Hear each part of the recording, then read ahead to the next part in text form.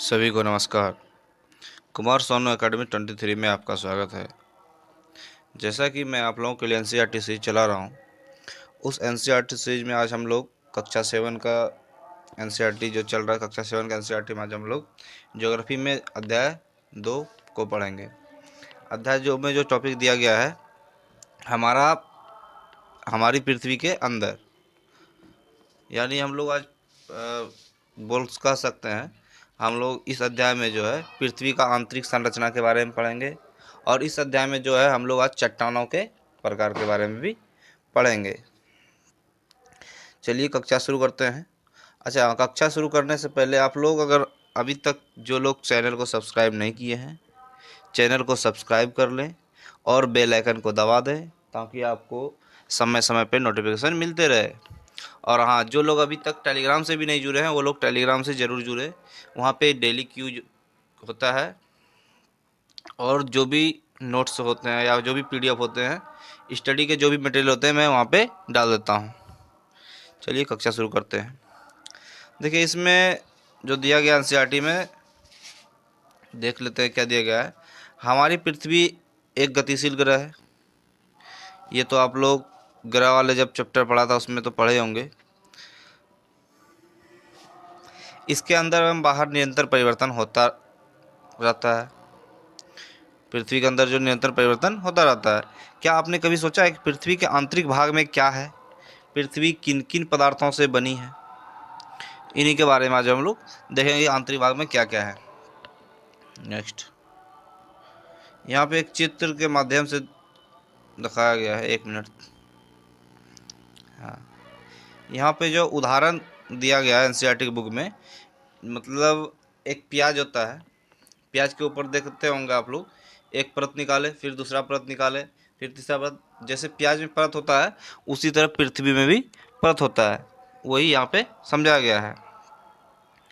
देखिए, सबसे पहले आज हम लोग देखते हैं इसमें पृथ्वी को जो डिवीज़न है, केमिकल डिवीज़न हम लोग इसका कह सकते हैं, कितने भागों में बटा हुआ है पृथ्वी का जो डिवीज़न 3 भागों में बटा हुआ है। यानी कह सकते हैं हम लोग पृथ्वी को जो 3 भागों में बांटा गया है। देखिए, पहला इसे भूपर्पटी, जिसे हम लोग क्रस्ट कहते हैं, यहाँ पे चित्र के माध्यम से दर्शाया भी गया है, आप लोग देख सकते हैं। देखिए यहाँ पे ये स्थल मंडल है। देखिए, भूपर्पटी जो होता है, ये किन चीज़ों से बना होता है? सबसे पहला तो ये ठोस होता है, जिसपे हम लोग कह सकते हैं, यानी जिसपे हम लोग रह रहे हैं, वो भूपर्पटी है। अच्छा, भूपर्पटी के भी 2 प्रकार होते हैं। देखिए, एक हो जाता है कि मान लीजिए आपसे अगर कोई पूछ ले कि भूपर्पटी का उदाहरण कौन सा है, तो जहाँ हम लोग रह रहे हैं वो भूपर्पटी तो है ही। अगर आपके घर में तालाब है, नदी है, समुद्र है, कुछ भी है, तो वो क्या कहलाएगा? वो क्या भूपर्पटी का उदाहरण है? हाँ, वो भी भूपर्पटी का उदाहरण है। एक तो देखिए, विश्व में 7 महाद्वीप है। 7 महाद्वीप जो है भूपर्पटी का उदाहरण है। और जितने महासागर हैं, जितने नदियां हैं, कुछ भी हैं, वो भी क्या है? भूपर्पटी के उदाहरण। उन्हें हम लोग महासागरीय भूपर्पटी कह सकते हैं। अच्छा, क्रस्ट में जो है, चलिए इसके बारे में चर्चा करते हैं, फिर आपको दूरी बता देंगे कि कितना कितना दूरी पे है। अगर आपसे सवाल ऐसा पूछ लिया जाता है कि भूपर्पटी जो है किस चीज़ से बना होता है, जिसे हम लोग शॉर्ट में सियाल बोलते हैं, आप लोग भी पढ़े होंगे। सियाल और आवरण जो होता है सीमा का बना होता है, यानी शॉर्ट में बोलते हैं। इसके बारे में डिटेल में बताऊंगा, आप चर्च करूंगा। देखिए, सियाल को हम लोग, 1 मिनट, पेंसिल थोड़ा ले लेते हैं। भूपर्पटी जो है, देखिए यहाँ पे दिया, ये जो है, ये क्या चीज़ का बना होता है? सियाल, SI। 1 मिनट वेट कीजिएगा थोड़ा।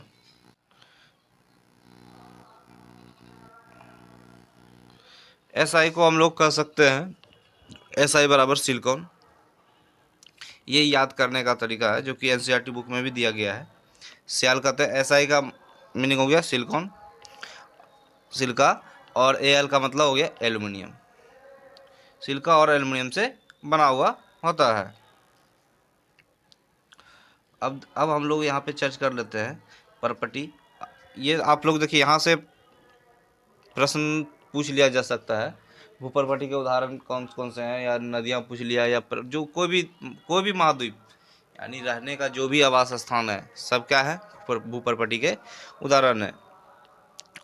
तालाब भी, नदियाँ भी, समुद्र भी, महासागर, कोई भी, सब क्या है। हाँ, उसमें फर्क ये होता है, एक मिनट, कि जो समुद्र वाला भूप्रपाटी होता है उसकी मोटाई जो है कम हो जाती, क्रस्ट की परत परत जो है पतली होती है, और जो द्वीप का परत होता है वो क्या हो जाता है, मोटी होती है। सॉरी, महाद्वीप का जो है मोटी होती है और महासागर का पतली होती है, माफ कीजिएगा। चलिए इसमें, अच्छा, और दूसरा आप लोग देख लीजिएगा, यहाँ से एनसीईआरटी में देख लेते हैं और क्या दिया गया है यहाँ पे। अच्छा, इसका दूरी दे दिया गया, आप लोग देख सकते हैं। देखिए, पतली और मोटी का कहने का मतलब है, जो महासागरीय हो या कोई भी हो, उसमें परत कितनी हो जाती है, एक एवरेज दिया होता है, एग्जैक्ट तो नहीं है कि उतना ही होगा।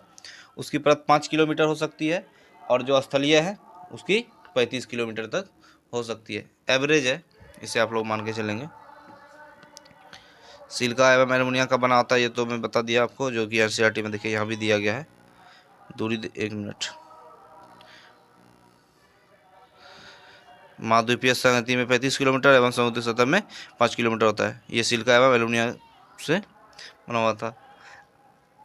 अब नेक्स्ट में देखते हैं, अब इसका जो दूसरा परत है वो क्या होता है, आवरण, यानी जिसे हम लोग मेंटल भी कहते हैं। अच्छा, ये क्रस्ट का जो है घनत्व कितना होता है, अगर आपसे पूछ लिया जाता है क्रस्ट का जो है घनत्व कितना होता है, तो आप लोग जवाब देंगे, यहाँ एक मिनट लिख दे रहा हूँ, 2.7 ग्राम सेंटीमीटर क्यूब। एक मिनट, थोड़ा साफ कर रहा हूँ, 2.7 ग्राम, एक मिनट, आप लोग देख सकते हैं, मैं यहाँ पे लिख दिया हूँ, आप लोग नोट कर लें। तो पेंसिल में दिक्कत हो जा रहा है इसमें, ठीक है। नेक्स्ट में आप लोग आज देखते हैं, आप क्या देखें, आवरण के बारे में हम लोग देखेंगे। आवरण ये क्या होता है, भूप्रपाटी वाला जो भाग था वो क्या था, ठोस था, और ये आवरण वाला भाग क्या हो जाएगा, ये अर्ध ठोस हो जाएगा। यानी अब ये जो है मेंटल जो है क्या चीज़ का बना होता है, मेंटल जो है जिसे हम लोग शॉर्ट में सीमा बोलते हैं। सीमा कहने का मतलब SI से हो जाएगा सिलिका, Ma से हो जाएगा मैग्नीशियम। तो आप लोग ध्यान में रखेंगे, अगर आपसे पूछ लिया जाता है भूप्रपाटी जो है क्या चीज़ का बना होता है, इसमें क्या क्या चीज़ पाए जाते हैं, कौन कौन से तत्व पाए जाते हैं, तो सिलिका और एल्युमिनियम, एक मिनट, और सीमा ये मेंटल, यानी जिसे हम लोग आवरण कहते हैं। आवरण क्या चीज़ का बना होता है, तो आप लोग जवाब देंगे सिलिका और मैग्नीशियम, ठीक। अच्छा, इसका इसका इसका जो घनत्व कितना होता है, आप लोग नोट कर लेंगे, थोड़ा पेंसिल से लिखने में दिक्कत हो जा रहा है, 3.5 ग्राम सीसी, नोट कर लेंगे आप लोग, मैं बता दे रहा हूँ। इसका ये सब नोट कर लेंगे, अगर पूछ लिया जाता है तो सवाल। अच्छा हाँ, अगर आप लोग ये मत सोचिए कि ये जो है हम पढ़ रहे हैं सीटेट के लिए, तो सिर्फ सीटेट में ही काम देगा। ये देखिए, अभी बिहार शिक्षक भर्ती आया हुआ है या आने वाला है, जिसका कि डेट जारी हो गया कि इतना 3 अगस्त से, ये सॉरी 3 नवंबर से 14 नवंबर तक फॉर्म भरा जाएगा, और दिसंबर में इसका एग्ज़ाम हो जाएगा, तो वहाँ भी आपको काम आएगा। इसलिए आप लोग सिर्फ सीटेट के पॉइंट ऑफ व्यू से नहीं पढ़ें, आप थोड़ा डिटेल में पढ़ें, नोट्स बनाएं, अच्छी तरीके से पढ़ें, कि सीटेट के साथ साथ आपका दूसरे भी जॉब का भी प्रिपरेशन हो जाए। सीटेट तो क्वालिफाइंग एग्ज़ाम है, इसमें सिर्फ क्वालिफाई करना है आपको, लेकिन जॉब वाले एग्ज़ाम में कंपटीशन हो जाता है, उसमें कट ऑफ होता है। तो आप लोग जो है अपनी तैयारी को अच्छी तरीके से करें, ठीक है। ये हो गया, मेंटल हो गया। अब मेंटल के बाद मेंटल क्या चीज़ का बना होता है, ये भी बता दिया मैं आप लोग को। अब इसके बाद तीसरा में है आंतरिक कोर। जो दिया गया है, जिसे हम लोग हिंदी में नाभिक भी कहते हैं। देख लीजिए इस आप लोग जो है कभी कभी हिंदी शब्द जो है ध्यान में नहीं रहता। देखिए यहाँ पे, एक मिनट, आंतरिक कोर है, ये क्या चीज़ का बना होता है? पहले तो यहाँ ये जान लीजिए, भूपरपटी ठोस होता था, आवरण अर्ध ठोस होता है, और ये कोर क्या होता है? ये द्रव्य रूप में रहता है। कोर जो है किस रूप में रहता है? तो द्रव्य रूप में रहता है। अच्छा, इसमें क्या क्या चीज़ पाए जाते हैं? इसमें निकेल और आयरन, निकेल और आयरन पाए जाते हैं, ध्यान में रखेंगे। अच्छा, इसका एक इस आगे दिया गया है, चलिए देख लेते हैं। पहले यहाँ देख लें क्या दिया है। ये बॉक्स वाले में तो ज़रूर देख के जाएं, जो भी रहता है महत्वपूर्ण बिंदु दिया रहता है यहाँ पे। इसको देख लेते हैं पहले हम लोग।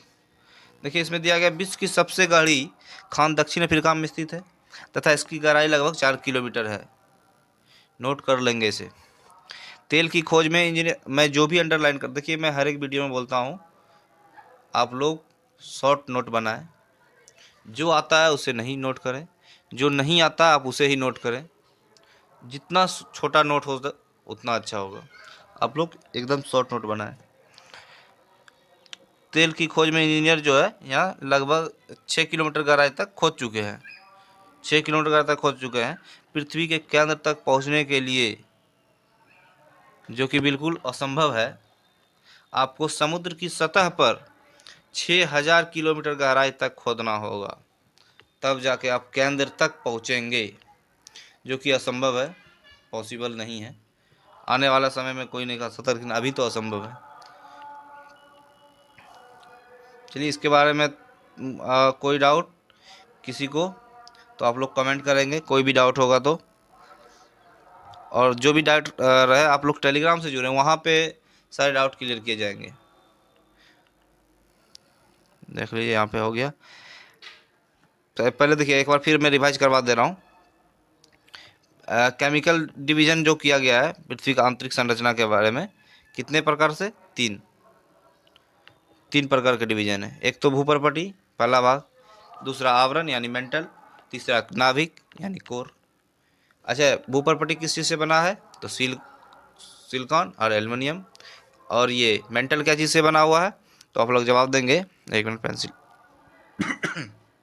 सॉरी, मेंटल क्या चीज़ का, सॉरी, तो ये बना है सिलिका और मैग्नीशियम का। और तीसरा है कोर, जो कि द्रव रूप में है। और इसमें क्या क्या चीज़ पाया जाता है? तो निकेल और आयरन। कोई डाउट नहीं? एक मिनट। अच्छा, एक चीज़ और आप लोग यहाँ से ध्यान रखेंगे। पृथ्वी की अगर त्रिज्या पूछ लिया जाता है, एक मिनट,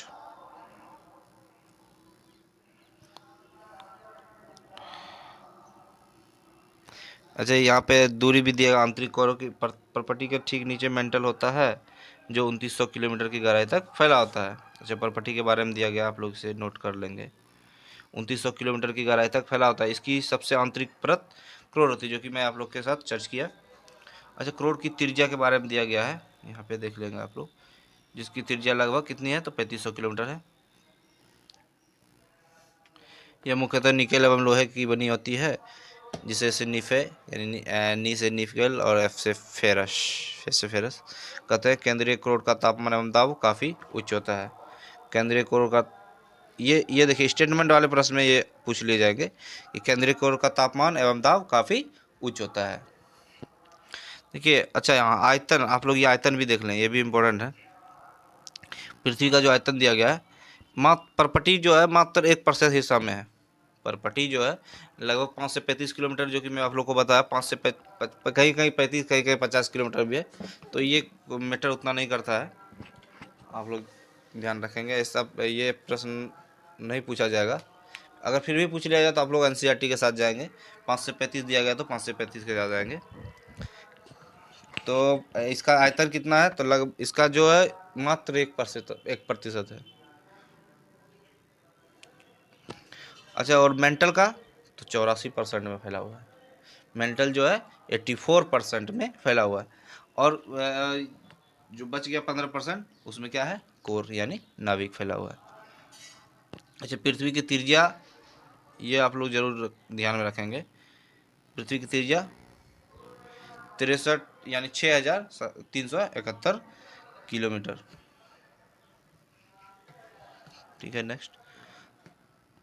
अब हो गया, अब इसमें जो दिया गया है शैल एवं खनिज के बारे में देख लेते हैं क्या क्या दिया गया है एनसीईआरटी में। शैल एवं खनिज। पृथ्वी की परपटी अनेक प्रकार के शैलों से बनी है।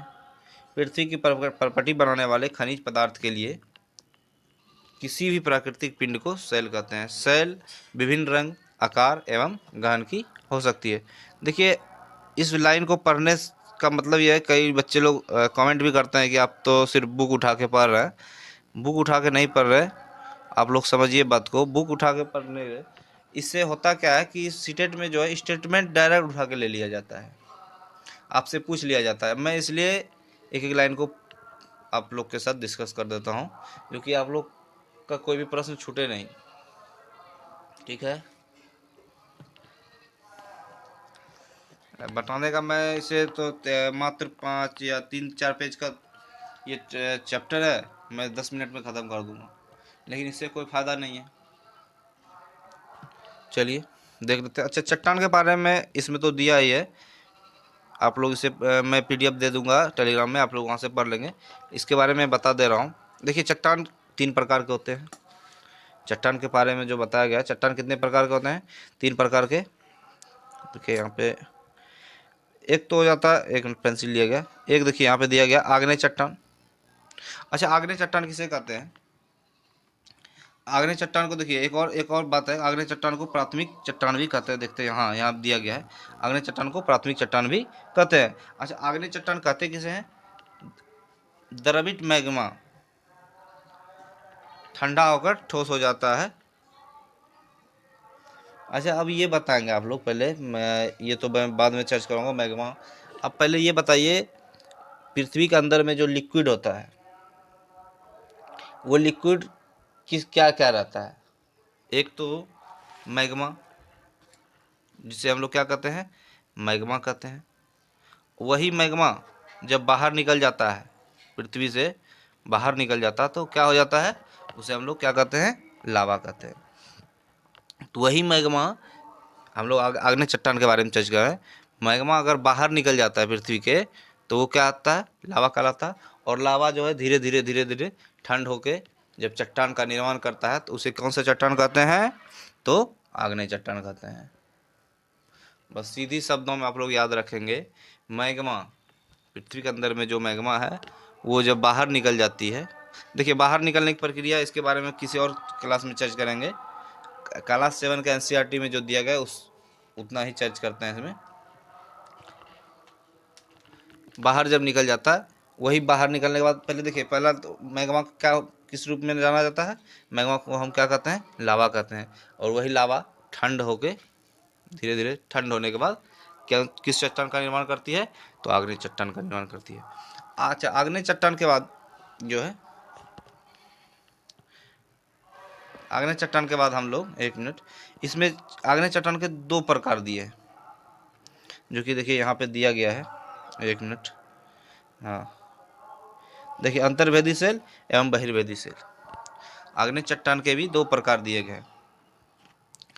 देखिए, अंतर्वेदी सेल का अंतर्वेदी सेल का बारे में बताना है, जो अंदर ही ठंड हो जाता है। जो मैग्मा यानी बाहर नहीं निकल पाता, यानी जहाँ पे मोटी परत रहता होगा, जिस स्थान पे बहुत ज़्यादा मोटी परत आता है, उस स्थान पे मैग्मा जो है बाहर नहीं निकल पाता है, तो क्या होता है, अंदर ही अंदर वो फिर ठंड हो जाता है। तो क्या हो जाता है वहाँ पे, उसे कौन सा चट्टान कहते हैं, तो अंतर्वेदी चट्टान कहते हैं। अच्छा, इसका उदाहरण क्या है, ग्रेनाइट।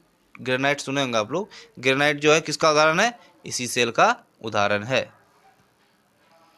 आप लोग से पूछ लिया जाता है ग्रेनाइट किस सेल का उदाहरण है, तो आप लोग जवाब देंगे आग्नेय चट्टान का, सॉरी आग्नेय चट्टान के जो प्रकार हैं अंतर्वेदी सेल का। कोई दिक्कत? अच्छा, दूसरा प्रकार जो दिया गया है इसमें एनसीईआरटी में, वो दिया गया है, एनसीईआरटी का सभी जगह एक ही है, एनसीईआरटी सभी जगह है। बहिर्वेदी सेल, आग्नेय चट्टान के दो प्रकार, पहला पहला हो गया अंतर्वेदी, दूसरा हो गया बहिर्वेदी। अच्छा, बहिर्वेदी जो मैग्मा जो होता है, जो बाहर आकर ठंड होता है।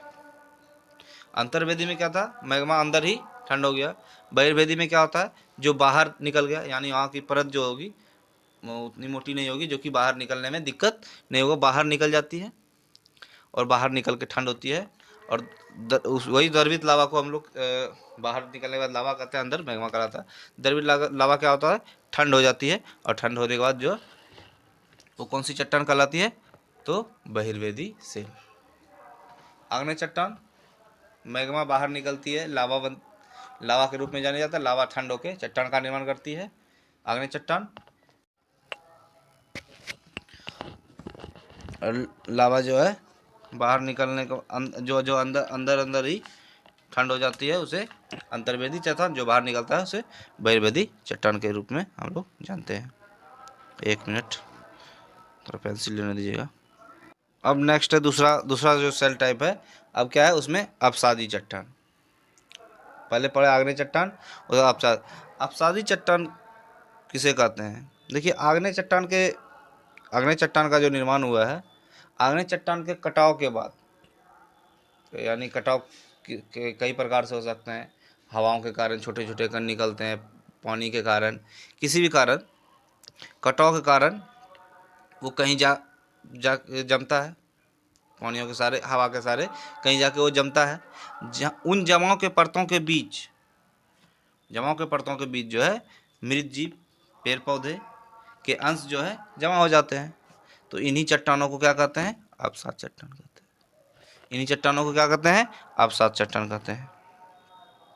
कहने का मतलब आप लोग सीधी शब्दों में कह सकते हैं कि आग्नेय चट्टान के जो आग्नेय चट्टान जो है, उनसे कटाव, उनके कटाव से जो भी कण निकल के और कहीं दूसरे जगह जाके जमते हैं, और उन जमाव के परतों के बीच में जो मृत जीव या पेड़ पौधे के जो अवशेष होते हैं या अंश होते हैं, वो जमा हो जाते हैं। इन्हीं चट्टान को अपसाद चट्टान कहते हैं। देखिए, इनके उदाहरण कौन से हैं, बलुआ पत्थर। इन चट्टान के उदाहरण कौन से हैं, बलुआ पत्थर। अच्छा, एक एक चीज़ यहाँ पे दिया गया है, चलिए इसको बाद में देख लेते हैं, नहीं देख ही लेते हैं। दिया गया है, जीवाश्म किसे कहते हैं। जीवाश्म किसे कहते हैं, शैलों की परतों में दबे, 1 मिनट, यहाँ पे जो दिया गया है, शैलों की परतों में दबे मृत पौधे एवं जंतुओं के अवशेष को क्या कहते हैं, जीवाश्म कहते हैं। 1 मिनट, उन्हें क्या कहते हैं हम लोग, जीवाश्म कहते हैं। और इन्हीं जीवाश्म का उदाहरण क्या है, ये जो जमे रहते हैं, यहीं से हमें क्या मिलता है, कोयला मिलता है, क्या मिलता है, पेट्रोलियम मिलता है, क्या मिलता है, सोना मिलता है। ठीक है। अब आखिरी चट्टान है, तो आप लोग नोट कर लीजिएगा, कोयला, पेट्रोलियम। अब आखिरी है कांतित चट्टान। अच्छा, तीनों चट्टानों का लैटिन शब्द में इसका अर्थ दिया गया, चलिए इसको देख लेते हैं। पहले कांतित चट्टान का डिफिनेशन बता दे रहा आप लोग को।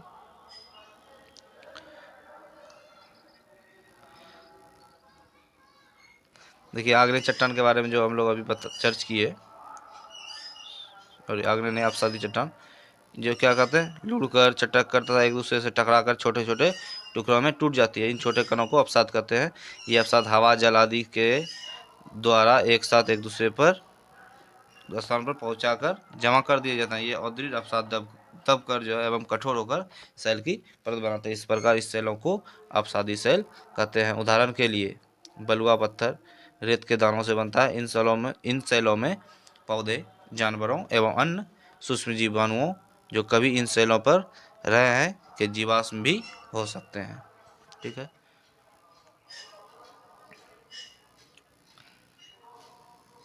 एक मिनट, चलिए पहले हम लोग जो है ये चीज़ आप लोग बॉक्स वाला चीज़ देख लें, क्योंकि ये बहुत इंपॉर्टेंट रहता है। इग्नियस, जिसे हम लोग आग्नेय चट्टान कहते हैं, इस लैटिन शब्द इग्नियस, जिसका अर्थ है अग्नि।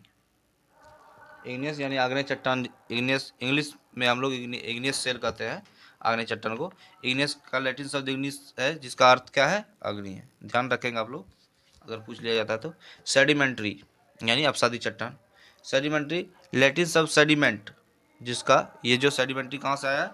लैटिन शब्द सेडिमेंट से लिया गया है, जिसका अर्थ है स्थिर। मेटामॉर्फिक यानी कायांतरित चट्टान, ये कहाँ से गए? ग्रीक शब्द है जो मेटामॉर्फस, जिसका अर्थ क्या है? रूप में परिवर्तन। ठीक है। अब आप लोग जो है, एक आग्नेय चट्टान हो गया। आग्नेय चट्टान के दो प्रकार हो गए, अंतर्वेदी, बहिर्वेदी, और अपसादी चट्टान भी हो गए। और अपसादी चट्टान के बाद अंतिम चट्टान बचा है कायांतरित चट्टान। देखिए कायांतरित चट्टान जो है, सॉरी, कायांतरित चट्टान जो है, आग्नेय एवं अपसादी चट्टान पर उच्च ताप एवं दाब के कारण, आग्नेय चट्टान एवं अपसादी चट्टान पर जो है उच्च ताप एवं दाब के कारण कायांतरित चट्टान में परिवर्तित हो जाते हैं। सीधा बात है, उस पर उच्च ताप मिलता है या उच्च दाब मिलता है, इसके कारण क्या होता है? कायांतरित चट्टान में परिवर्तित हो जाते हैं। उदाहरण के लिए चिकनी मिट्टी जो है क्या चीज़ में परिवर्तित हो जाता है? सिलेट में परिवर्तित हो जाता है। एवं चूना पत्थर जो है संगमरमर बन जाता है। इसमें और कुछ खास नहीं दिया गया, जो कि यहाँ पे दिया गया, आप लोग देख सकते हैं। आग्नेय चट्टान एवं अपसादी सेल जो है उच्च ताप एवं दाब के कारण क्या होता है? कायांतरित सेल में परिवर्तित हो जाती है। उदाहरण के लिए जो दिया गया एनसीईआरटी में, चिकनी मिट्टी स्लेट में एवं चूना पत्थर संगमरमर में परिवर्तित हो जाता है। बस। अच्छा, इसका उदाहरण नीचे दिया गया है, आप लोग देख लेते हैं। आप लोग से अगर पूछ लिया जाता है कांचीत चट्टान का उदाहरण, तो संगमरमर।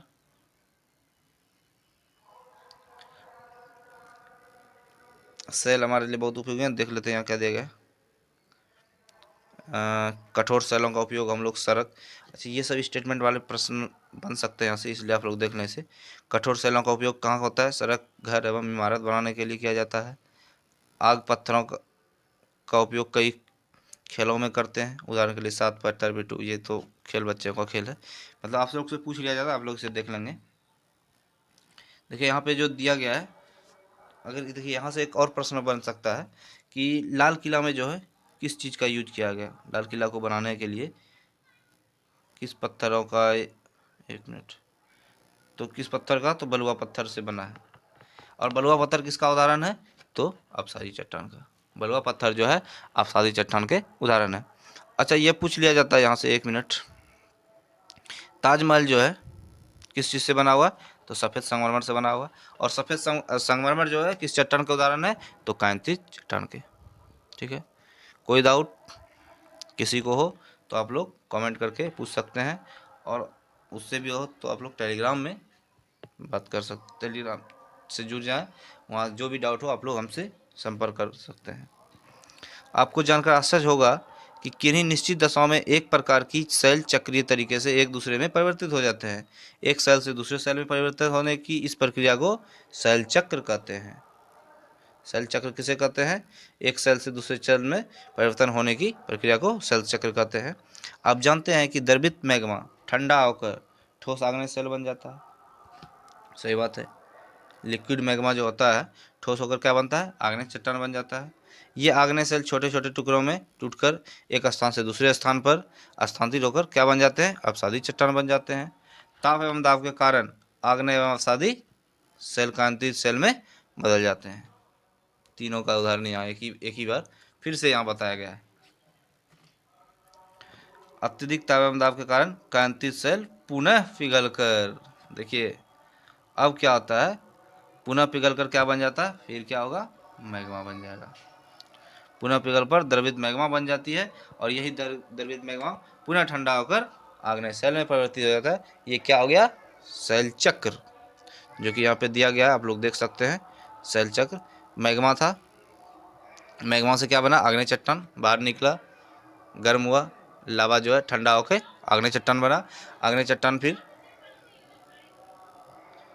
अपसाद सेल में, अपसाद कांति सेल में, फिर कांति सेल मैग्मा में। सेल विभिन्न खनिजों से बनी होती है। खनिज प्राकृतिक रूप से पाए जाने वाले एवं निश्चित भौतिक गुणधर्मों में निश्चित रासायनिक मिश्रण होता है। खनिज मानव जाति के लिए बहुत महत्वपूर्ण है। कुछ का उपयोग ईंधन की तरह होता है, जैसे कोयला, प्राकृतिक गैस एवं पेट्रोलियम। इनका उपयोग उद्योगों, औषधि एवं उर्वरक में भी होता है, जैसा लोहा, एल्युमिनियम, सोना, यूरेनियम। आपके राज्य में कौन से खनिज है? ठीक है, चलिए कक्षा इसमें इस अध्याय में इतना ही दिया गया था। इसमें पृथ्वी का आंतरिक संरचना के बारे में दिया गया था, चट्टान के प्रकार के बारे में दिया गया था, जो कि मैं आप लोगों के साथ डिस्कस किया। जो भी डाउट रह जाता है आप लोग कमेंट करके पूछ सकते हैं, नहीं तो टेलीग्राम पे संपर्क कर सकते हैं। देखिए ये जो प्रश्न दिया गया है, इसमें मैं ये प्रश्न आप लोग को नहीं करवाऊंगा, ये आप लोग खुद करेंगे। एक सादा पेज लेंगे, उसमें सॉल्व करेंगे कुछ प्रश्नों को, और आप लोग मुझे टेलीग्राम पे सेंड करेंगे। सारे ऐसा कोई सवाल नहीं है जो कि आप लोग से नहीं बने। सारे सवाल आप लोग चाहें तो बना सकते हैं। टिक करने वाला है, आप लोग देख लेंगे। जो भी आप लोग इसे सॉल्व करके एक सादा पेज में मुझे पीडीएफ बना के, या जैसे भी आप जेपीजी या पीडीएफ जो भी हो, आप लोग टेलीग्राम पे भेज सकते हैं। ठीक है दोस्तों, चलिए कक्षा को यहीं समाप्त करते हैं। मिलते हैं अगली कक्षा में। और आप लोग जो है अभी तक, मैं एक बार फिर बता देना चाहता हूँ, जो लोग चैनल सब्सक्राइब नहीं किए हैं, आप लोग चैनल सब्सक्राइब कर लें और बेल आइकन को दबा लें, ताकि आपको समय समय पर नोटिफिकेशन मिलते रहे। और टेलीग्राम चैनल से भी आप लोग जुड़े, जिसका लिंक मैं डिस्क्रिप्शन बॉक्स में दे दूँगा, आप लोग वहाँ से जाके ज्वाइन कर सकते हैं। ठीक है दोस्तों, थैंक यू, बाय बाय।